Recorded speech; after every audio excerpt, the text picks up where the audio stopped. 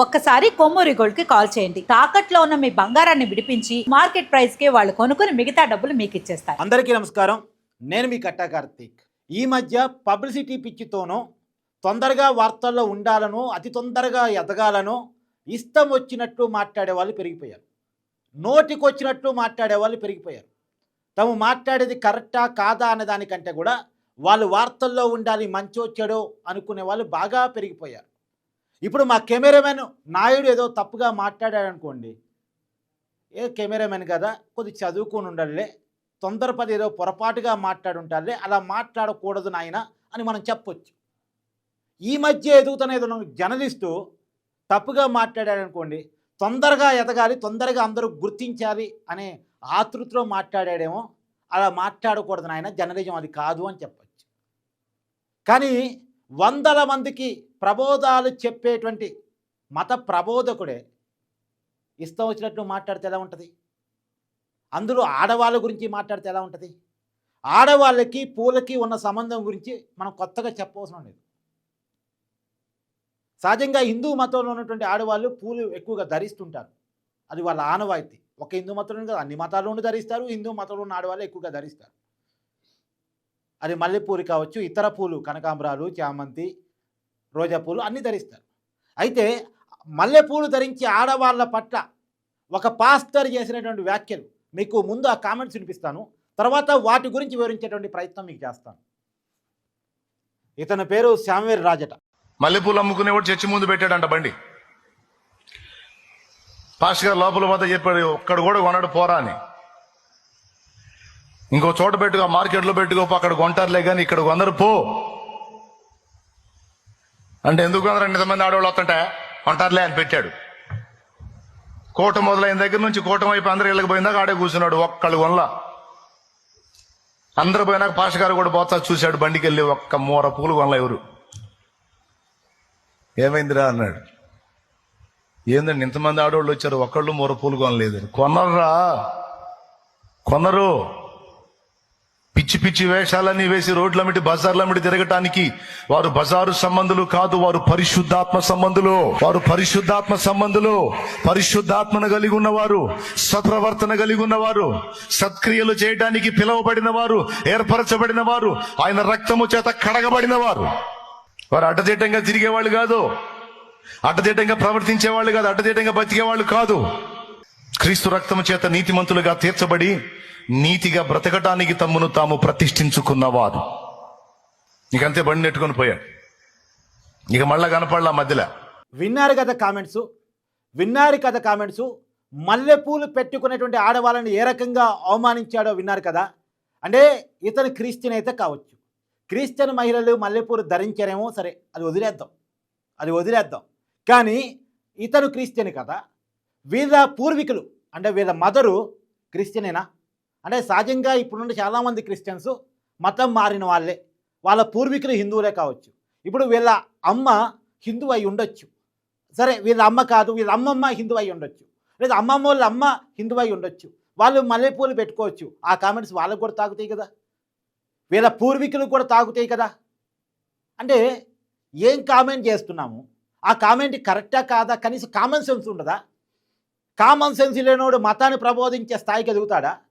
వార్తల్లో ఉండాలని, జనం దృష్టిలో తొందరగా పడాలని, వాళ్ళని ఏదో ఆకర్షించాలని ఇష్టం వచ్చినట్టు కామెంట్ చేసి సరిపోద్దా? ఈ కామెంట్స్ ఎవరు తగులుతాయి? వీళ్ళ పూర్వీకులు కూడా తగులుతాయి. వేరే మహిళను అన్నాడని ఇతను అనుకుంటున్నాడు, ఒక మతానికి సంబంధించినటువంటి మహిళను అన్నాడని తను అనుకుంటున్నాడు. కానీ ఈ కామెంట్స్ తన పూర్వీకులకు కూడా తగులుతాయి. వీళ్ళ అమ్మకో, అమ్మమ్మకో, అమ్మమ్మల అమ్మకో, వాళ్ళమ్మకో, ఇంకెవరో ఒకరికి. ఎందుకంటే వీళ్ళ పూర్వీకుల్లో హిందువులు ఉండుంటారు. చేతిలో మైక్ ఉంటే ఇష్టం వచ్చినట్టు మాట్లాడతారా? భారతీయ తత్వం అంటే ఏందో తెలుసా? ఫస్ట్ భారతదేశంలో విభిన్న మతాలు ఉంటారు. ఇది మత దేశం కాదు, ఒక మతం మాత్రమే ఉండే దేశం కాదు. అన్ని మతాల వాళ్ళు ఇక్కడ ఉంటారు. ఏ మతాన్ని ప్రబోధించేవాడైనా, ఏ మత గ్రంథాన్ని బోధించేవాడైనా ఆ మత గ్రంథంలో ఉన్న సారాంశాన్ని, దేవుడు చెప్పే సత్యాన్ని బోధించాలి. ఏ దేవుడైనా, ఏ మతమైనా పరమతాల పట్ల, పరదేవుళ్ళ పట్ల, పరమతంలో ఉన్నటువంటి వ్యక్తుల పట్ల, ప్రత్యేకించి మహిళల పట్ల చాలా గౌరవభావంతో ఉండాలని చెప్తారు. చాలా గౌరవభావంతో ఉండాలని చెప్తారు. కానీ ఇతనేం చేస్తున్నాడు? మహిళలను అవమానించాడు. మల్లెపూలు పెట్టుకునేటువంటి మహిళల్ని, చాలామంది ఉంటారు మల్లెపూలు పెట్టుకునే వాళ్ళు మహిళలు, పూలు ధరించే మహిళలు చాలామంది ఉంటారు. నిజానికి హిందూ మతంలో మాత్రమే ఉంటారు, అన్ని మతాల్లో ఉంటారు. ఆ మహిళలందరినీ కూడా అవమానించేటువంటి పని చేశాడు. బేషరతుగా క్షమాపణ చెప్పాలి. ఇంకొక ఆప్షన్ లేదు. చట్టపరంగా ప్రభుత్వాలు చర్యలు తీసుకోవాలి. ఇలాంటి వాళ్ళ పట్ల చర్యలు తీసుకోవాలి. ఇలాంటి వాళ్ళు తమ పబ్లిసిటీ కోసం, తమ పిచ్చి కోసం అన్ని మతాల్లోనూ ఉన్నారు. ఒక మతంలోనే కాదు, అన్ని మతాల్లోనూ ఉన్నారు.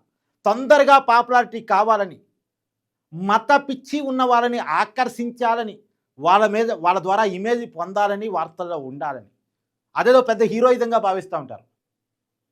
అవతల వాళ్ళని అవమానించడం, అవతల మతాన్ని అవమానించడం, అవతల మతంలో ఉన్న వ్యక్తులను అవమానించడం ఏదో చాలా గొప్పగా భావిస్తూ ఉంటారు.